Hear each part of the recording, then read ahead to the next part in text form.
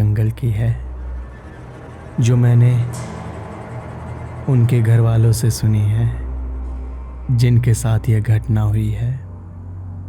माधोपुर से लेकर श्योपुर तक फैले इस जंगल में न जाने कितने भयानक जानवर, भूत, आत्माएं रहती हैं। इस बार मैं श्योपुर रक्षाबंधन पर दीदी के यहाँ पर गया था।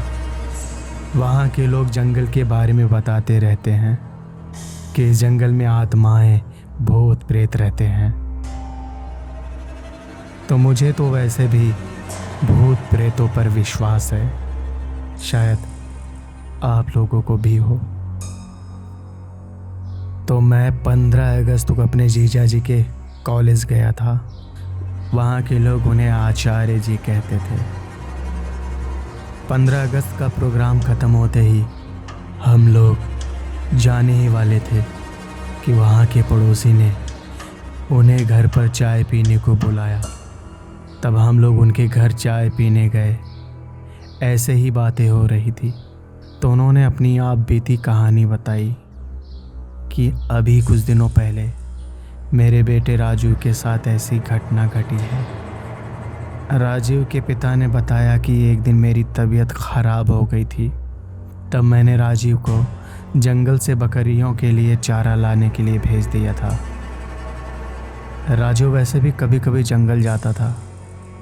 वो हमेशा काम से जी चुराता रहता था, पर आज उसे मजबूरी में जंगल जाना पड़ा। वो रास्ते में चलता गया, कहीं भी आसपास में चारा नहीं मिला। पास के सारे पेड़ तो पहले से ही बकरियों के लिए कट चुके थे। वो जंगल के और अंदर चला गया। वो घने जंगल में पहुंच गया, जहां पर बहुत आसपास पेड़ खड़े हुए थे। पेड़ इतने घने थे कि आसमान तो नज़र ही नहीं आ रहा था। बरसात का टाइम था, अच्छी बरसात हो गई थी तो पूरा जंगल हरा भरा हुआ था। पत्थरों पर पानी ऐसे बह रहा था जैसे साफ कोई झरना बह रहा हो। पहाड़ों के नीचे की ओर आता हुआ पत्थरों पर साफ पानी बह रहा था। वहाँ पर इतनी शीतलता थी कि उसे देखते ही थकान दूर हो गई। उसने सोचा पहले मैं थोड़ा आराम कर लूँ, फिर मैं पत्तियाँ काट कर घर चला जाऊँगा। थोड़ी देर हुई उसे सोए हुए। उसने सपना देखा कि बस वह चारे के चक्कर में बहुत दूर आ गया है और वह रास्ता भूल गया। उसने सपने में देखा कि उसके सामने कोई खड़ा है। उसकी शक्ल देखते ही उसकी आंखें खुल गई और वह डर गया। अब उसे और ज़्यादा डर लगने लगा था। अब वो चारा काट तो रहा था, पर वो सपने की बात याद करते हुए घबराया हुआ था। उधर सूरज भी ढलने वाला था। उसे दूर दूर तक किसी की भी आवाज़ सुनाई नहीं दे रही थी। वो जल्दी जल्दी पत्तियाँ काट रहा था कि उसे आपस में बात करते हुए एक आवाज़ सुनाई दी। उसने सोचा कोई आदमी होगा तो मैं उसी के साथ घर चला जाऊंगा। उसने जल्दी से पत्तियां बांधी और आवाज़ की दिशा की ओर चल दिया। उसने ध्यान नहीं दिया कि वो आया किधर से है और जा किधर रहा है। वो उल्टा जंगल में घुसता चला गया। आवाज़ और साफ सुनाई देने लगी और तेजी से आगे बढ़ता चला गया। उसने देखा कि दो लोग आपस में बातें कर रहे हैं और उनकी पीठ दिखाई दे रही है। उसके पास जाकर बोला, क्या तुम मुझे घर जाने का कोई रास्ता बता सकते हो? इतना उसने कहते ही वो लोग उसके सामने से ऐसे फुर्र हुए, वहाँ कोई था भी या नहीं। उनके गायब होते ही उसके पसीने छूट गए और वो बेहोश हो गया। जब उसे होश आया तो वो क्या देखता है कि वो सपने वाला आदमी उसके सामने खड़ा है। बड़ी बड़ी लाल आंखें, दांत बाहर निकले हुए, नीचे तक इतना भयानक कि वो डर गया और पागलों सा होकर भागने लगा। उसने देखा कि एक भालू उसकी ओर भागता हुआ आया और उसके ऊपर झपटा। उसे लगा कि अब नहीं बचने वाला। उसके तो होश ही उड़ गए। वह एकदम बैठ गया और भालू ऊपर से निकल गया। नीचे गिरते ही वह आदमी बन गया। उसके गाल पिचके हुए, हाथ टेढ़े और पैर उल्टे, होंठ कटकर बाहर निकले हुए। राजू तो बस उसे देखता रहा, पर उसके होश ठिकाने नहीं थे। वह वहीं पर गिरा पड़ा रहा। इधर घर वालों को चिंता हो रही थी कि अंधेरा हो गया, राजू अभी तक क्यों नहीं आया। उसके बड़े भाई ने कहा कि अभी आता ही होगा। सब लोग जब इंतजार करके थक चुके थे, रात के 10 बज चुका था। अब उसके भाई को लगा शायद कुछ तो गड़बड़ है। कुछ लोगों ने कहा चलो ढूंढते हैं, क्या पता इतने बड़े जंगल में कहाँ क्या हो गया हो। सब लोग लाठी भाले टार्च लेकर उसे ढूंढने निकल पड़े। उसका भाई अपाहिज था।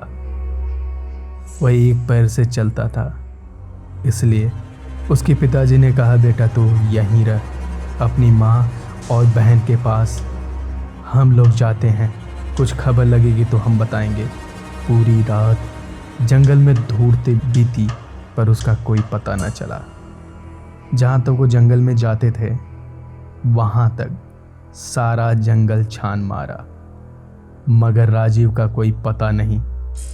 सब लोग ने कहा कि अभी घने जंगल में जाना ठीक नहीं है, सुबह होते ही चलेंगे, 1 घंटे में सुबह हो जाएगी। सब लोग ने वहीं बैठकर सुबह होने का इंतज़ार करने लगे। थोड़ी देर बाद सुबह हो गई। सब लोग ने कहा चलो अब चलते हैं सब लोग, चलो।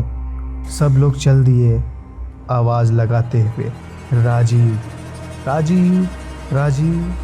पर राजीव बेचारे भूख प्यास के मारे वो हाल हो गई थी कि वह शुद्ध बुद्ध खो बैठा था। उसे अब यह पता नहीं था कि मैं कहाँ हूँ। 2 दिन हो गए, राजीव का कहीं पता नहीं चला। अब सब लोग परेशान थे। उधर राजीव का भाई बहुत व्याकुल था। बेचारा कुछ तो कर नहीं सकता था। वह जाकर अपने सामने खड़े हुए नीम के पेड़ के नीचे गड्ढा खोदने लगा और कहने लगा मेरा भाई आएगा, मेरा भाई आएगा। वह कहे जा रहा था। दोस्तों उस ज़मीन पर रोज़ सुबह दूध चढ़ाते थे, उसे अपने देवता का निवास मानते थे। इधर उसके भाई की पुकार सुन के उनके देवता निकल पड़े। उधर रात हो गई थी और राजीव को उन भूतों ने घेर रखा था। भाई खुद बता रहा था। भाई क्या बताऊं, उस रात की बातें याद करके मैं अभी भी डर जाता हूँ।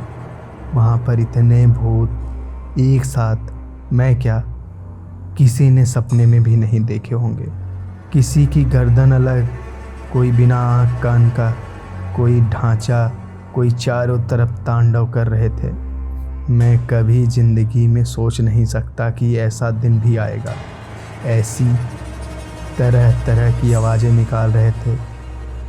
सारा जंगल उनकी आवाज़ से गूंज रहा था। मुझे लग रहा था कि मैं अब बचने वाला नहीं हूँ। लगता है ये लोग मुझे मार डालेंगे। मैं तो इतना डरा हुआ था कि मैं रो रहा था। अचानक घोड़े के पैरों की आवाज़ आई। सब लोग एकदम शांत हो गए। इन लोगों ने आस तोड़ दी थी कि अब मेरे राजीव नहीं मिलेगा। सब लोग वापस आ गए। सारे घर में मातम छा गया। इधर किसी ने कहा कि भगत को बुलाओ और पता कराओ कि वो अभी जिंदा है कि नहीं। एक आदमी वहाँ के भगत को बुलाने चला गया।